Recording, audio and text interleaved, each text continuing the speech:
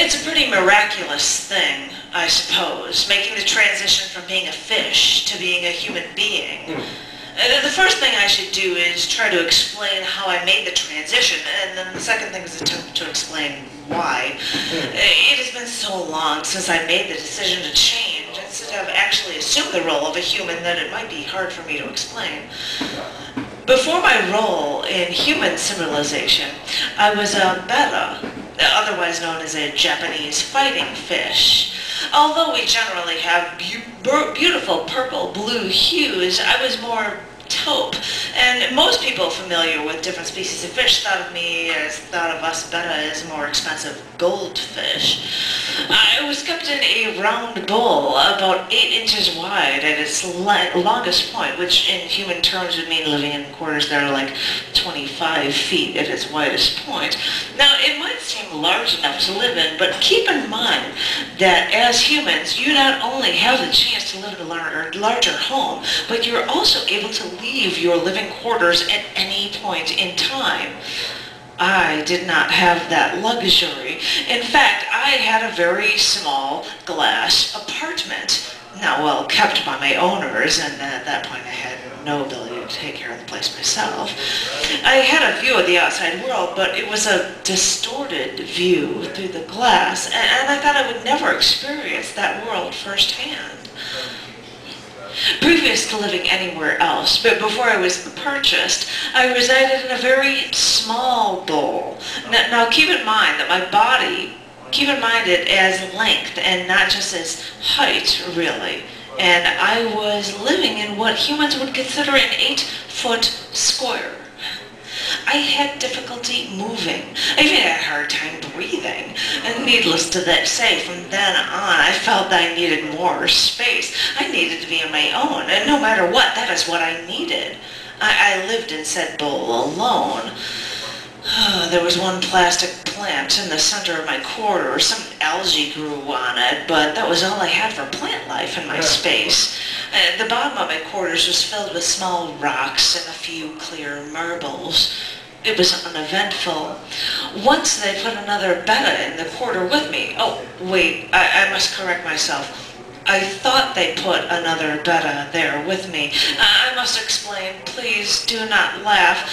I only came to learn at this point, at a point after I was human, that the owner actually placed a mirror on the opposite side of my quarters. I thought another fish was there with me, following my every motion, getting angry when I got angry, never leaving me alone, always taking the same moves I did.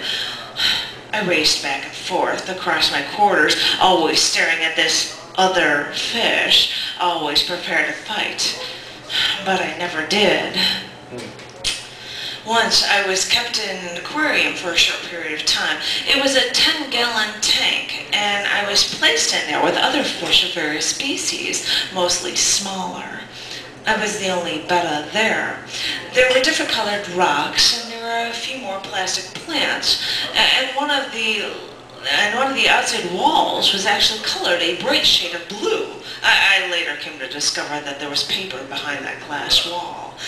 Beyond the other fish, there was no substantial difference in my quarters. But my interaction with the other fish is what made the time there more interesting. I wanted to be alone most of the time, and that is the way I felt most comfortable.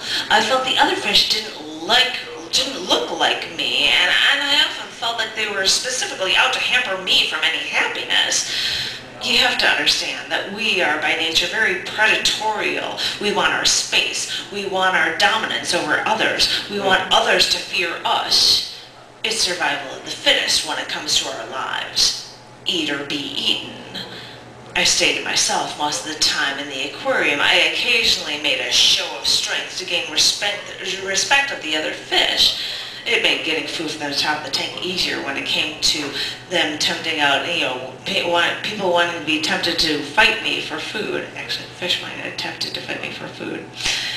It was lonely, I suppose, but I survived, and I did it with better luck than most of the others there. Then one day, it happened. First, closed off to the rest of us by some sort of plastic for a while, and then eventually the plastic walls were later taken away, and it was there. Another betta was suddenly in my space. My space. This is my home. I had proved myself here. I was the only fish of my kind here, and now there was this other fish I would have to prove myself to. Eat or be eaten. I had to make sure, and make sure right away, that this other fish would never be a problem for me. But the thing was, I knew this other fish had no right to be there. I didn't know how they got there, what those plastic walls were, or why they were there, but I had to stop them. This fish was suddenly my worst enemy. It didn't take long before we fought. It was difficult. It was a difficult battle. All the other fish got out of the way, and we darted around from one end of the aquarium to the other. It wasn't long before I was given the opportunity to strike. I killed the other betta, its blood flowing into my air. Everyone there was breathing the blood of my victory. Almost immediately after this, I was removed from the aquarium and placed in another smaller dwelling, the dreaded bowl. From then on, I knew there had to be a way to get out of those quarters, no matter what I had to do. I looked out around at that owner. I saw them walking around the tank. I knew they did not breathe water. This confused me, but I learned that the first thing I had to do was be able to breathe what they did. It didn't take much time before I was constantly trying to stick my head up out of the bowl for as long as I could. I could manage to stay out there, usually because I was holding my breath. But then, one time, when I got to the top in the morning, the way I usually did, I just went up and without even thinking about it, I just started to breathe. I was able to keep my head fully up out of the water for as long as I wanted and listen to what was going on the outside in the living quarters. Everything sounded so different. There were so many sharp noises. They hurt me to listen to them. Looking back, I now understand that the water in my tank muffled any outside noises. But beyond that, no one in my living quarters made noise. No one bumped into things. No one screamed or made noises. But at that time, all these noises were extremely loud. I knew I had to keep my head above water as much as possible and try to make sure and sense out of the sounds I continually heard. I came to discover what humans refer to as language only through listening to the repeated use of these loud sounds. When I learned how to breathe, I did. When I understood that I had to figure out their language, I did. It took so long, but I began to understand what they said. Then I had to learn to speak. I tried to practice underwater in my dwelling, but it was so hard to hear in my quarters that I never knew if I was doing it correctly. Furthermore, I had become so accustomed to breathing air outside of water that I began to have difficulty breathing in my own home. This filled me with intense fear. If I continue on with my experiment, I thought, will my own home become uninhabitable to me? Will I die before I learn too much? I decided I had no choice and that I had to ask my owner for help. I had to hope that my ability to produce sounds, and the correct ones, that would be enough to let them know that I was in trouble. Furthermore, I had to hope that my owner would actually want to help me. Maybe they wouldn't want me invading their space. Eat or be eaten. But I had to take my chance. One morning, before I received my daily food, I pulled my upper half of my body up out of the tank. The owner wasn't coming yet, so I went back down and jumped up again. Still nothing. I kept jumping until I actually jumped out of the tank completely. I landed on the table, fell to the floor, coughing. I screamed.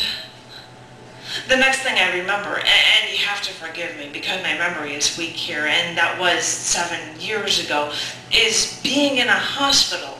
I didn't know what it was then, of course, and it frightened me. Doctors kept me in place and they began to study me. They sent me to schools, and to this day, I am still learning.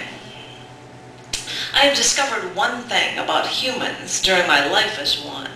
With all the new space I have available to me, with all the other opportunities I have, I see that people still fight each other for their space.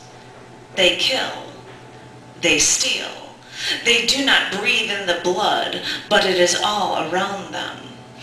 And I still find myself doing it as well, fighting others to stay alive.